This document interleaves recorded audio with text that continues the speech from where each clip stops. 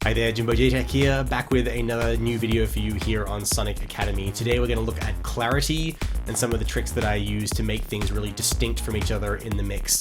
We're going to look at using subtle multiband compression and sidechain compression to get things out of the way of each other, sections out of the way of each other in your song, as well as identifying where things like to sit in the frequency range so you can make sure things aren't getting in the way of each other. And lastly, we're going to deal with a little bit of frequency masking and clearing that up. So let's dive right in.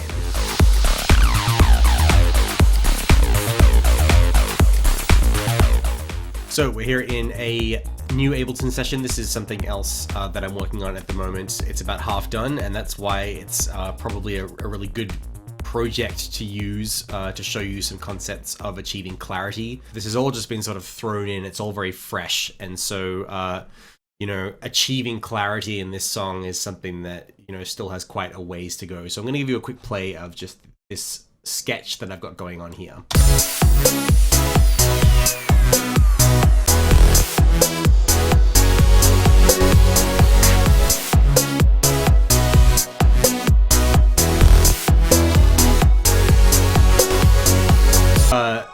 When we get to this bar 49 here, things start to get a little bit busier.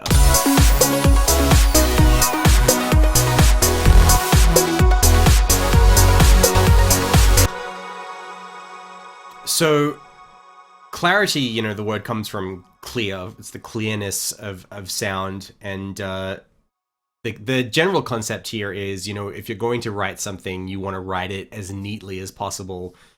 And you know, clarity in audio, and especially in a dance song where there are just so many things happening at the same time, is really about keeping things out of the way of each other. It's about sort of moving things around in the sound space so that they can all be heard. It really is about sort of, are things crashing into each other? Are there too many things being said at the same time? And are too many things being said from the same place in the sound stage? So something that I always try and think about, you know, with the arrangement side of things is, you know, do I have too many things happening at the same time? And it's amazing, you know, how often just like muting out one sound can just make the whole mix kind of work again. So, you know, first question you always want to be asking is, do I need this at this point in time? So usually what I would try and do is get things out of the way of each other. So I'll just give you a quick example here. So I'm going to group up these sections.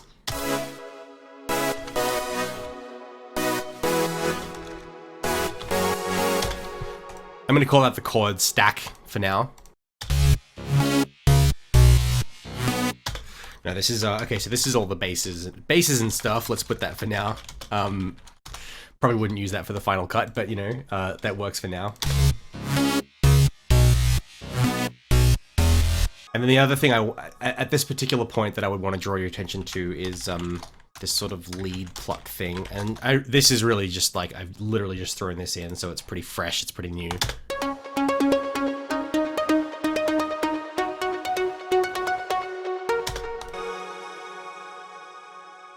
So without worrying too much about everything else that's going on in this song right now,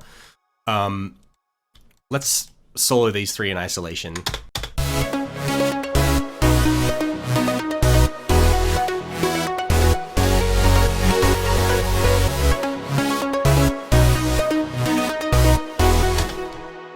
So there's a lot going on there. There's a lot of, you know, and there are a lot of things happening at similar places in the frequency spectrum.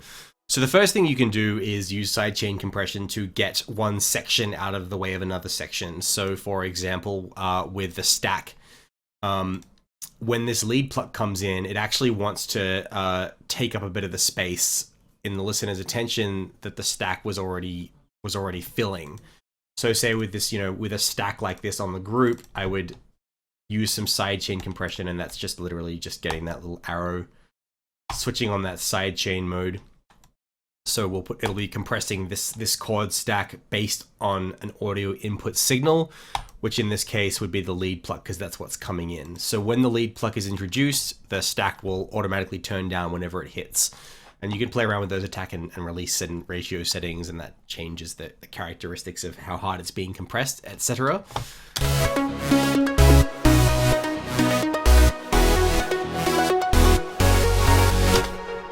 And so what's happening there is, unbeknownst to your listener, it's almost like the volume fader in that stack is sort of like being sort of turned down, like in very, very tiny increments, very rapidly whenever this is hitting. And so, but because the stack is sort of buried in the background once the lead is playing, what you've done is you've told that stack to take a step back, and so that it's created this space for the lead pluck, but it's done it in such a subtle way that the listener doesn't notice. So the listener doesn't. And another example of how you can do that is you can say, and this, sometimes I blend these different techniques. This stack section, it's going to come down by like 2 decibels when that lead comes in, so that they're not just fighting for attention. And once again, if you're playing that stack in isolation, you might notice that volume change, but because the lead is jumping in and grabbing the listener's attention, they don't actually notice that stack has turned down. So if you do things right, people won't know you're doing anything at all. Here we go.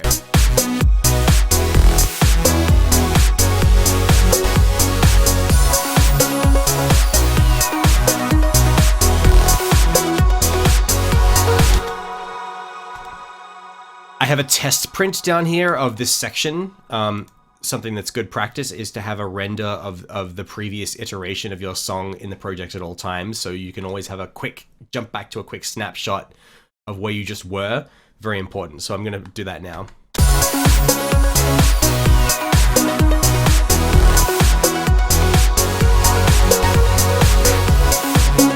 So that's the old version. Now let's have a listen to how much more that the lead pluck sings out over the top of everything else now that I've made those 2 small adjustments.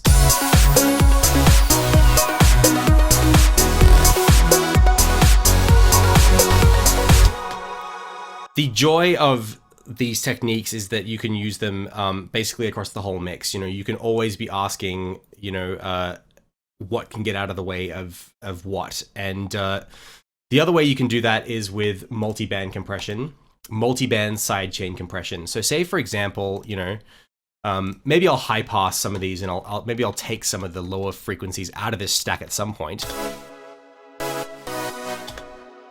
But say, for example, I just wanted to keep the bass end of the frequency spectrum clear for the basses and stuff. I would often use multi-band sidechain compression. This basically allows you to just do that sidechain compression technique that we just saw on one band of frequencies. So I would pull a multi-band compression, multi-band dynamics it's called in Ableton, put it on the whole group, and what I'm looking for is to basically just use the low end. So I'm soloing the low end and listening for like what sort of frequency range just captures that low end. So that sounds pretty good. It's 200 hertz and below.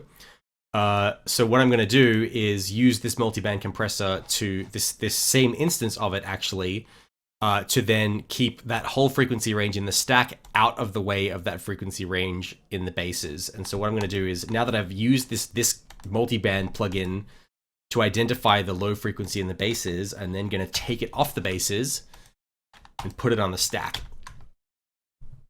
And clicking that arrow again, side chaining, and this time I'm side chaining it to the basses and stuff. And so I'm just going to dial in some similar sort of compressor settings to what we had. And so what's going to happen now is that bass end of the stack is going to get out of the way of the basses and stuff only when the basses and stuff are playing. So that would mean if I wanted to have this stack playing in the breakdown when the basses and stuff aren't playing, then they could open up and be as bassy as they want. But when they're playing alongside the basses and stuff, their bass will get out of the way of the basses and stuff. Let's have a listen.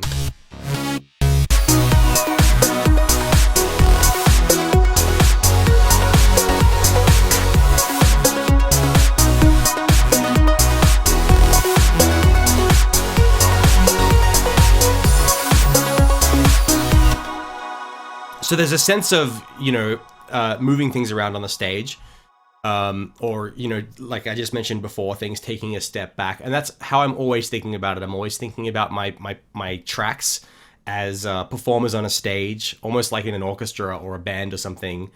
And so the other thing I'm asking all the time is, where is everybody standing on the stage? And are there two people standing in the same place at the same time? And that is frequencies clashing into each other in the sense of a mix. So basically, the way that I would sort of firstly diagnose that and secondly treat it is to have a listen to a particular sound and ask where it likes to sit in the mix. Now, we actually did this in a previous video for a different purpose, but basically, say with this this sort of gnarly distorted bass, I'm looking for a center of gravity, one frequency where this kind of likes to shine through the most. And it's not always what you would think it would be.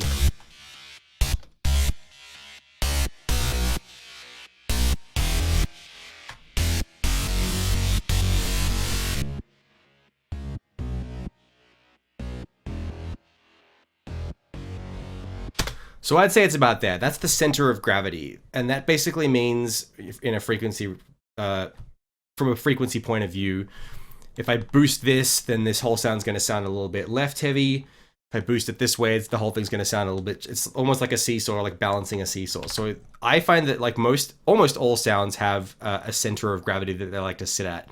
There are a couple of sounds out there, certain like snare drums and stuff, that will actually have two. They'll have, because they'll, you know, like a snare drum might have like the body of the snare and the treble of the snare. So sometimes it might have two, but say for this particular sound, I would say, I think about 284, just to be, you know, maybe it's not quite that. So what I would usually do with a mix like this is I would actually label that 284 distorted bass, for example. And so that's like where that's sitting. And what you'll find when you have all these different parts in the same key is that things will be invariably centering at similar frequencies again and again. And that's because, you know, when you double a frequency, that's like a note going up an octave. So what you're basically looking for is a mix where, you know, all the different things shine through at different frequencies, you know, and a lot of the time, you know, if you do this to the whole mix, what you'll find is that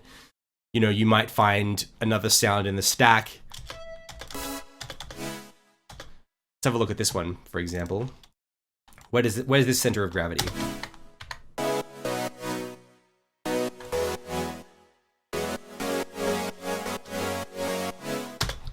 So that's sort of like, you know, 480-ish chord, let's call it. And you'll notice that like a sort of 280-ish, you know, and so, you know what, like honestly, like if I was to really fine tune this, I would probably find that this chord is actually double the frequency. It's probably ×2, to be honest, but this is close enough for now. So my 284 bass and my 480 chord actually will play nicely together.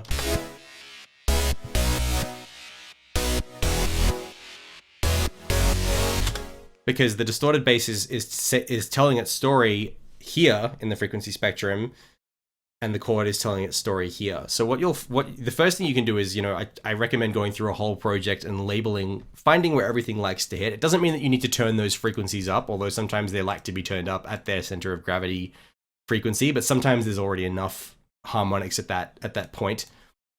What you often find is you can be like, oh, I have like an 800 hertz vocal and an 800 hertz synth happening at the same time, and they're actually occupying the same space in the frequency spectrum.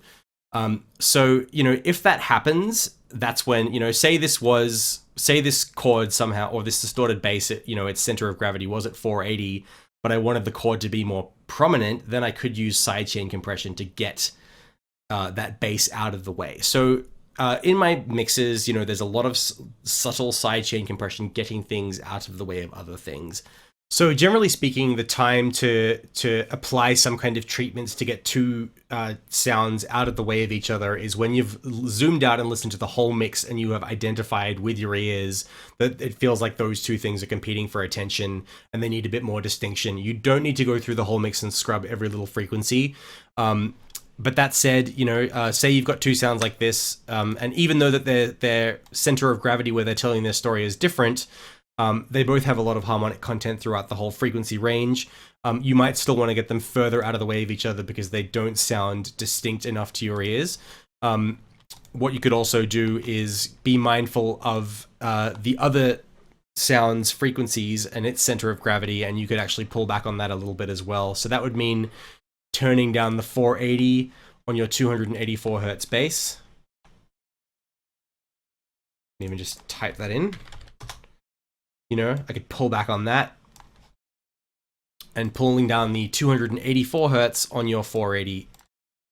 And that, you know, this is what I would do if I felt that these two things were standing in the way of each other. So these little bumps are really going to make these two sounds feel much more distinct from each other.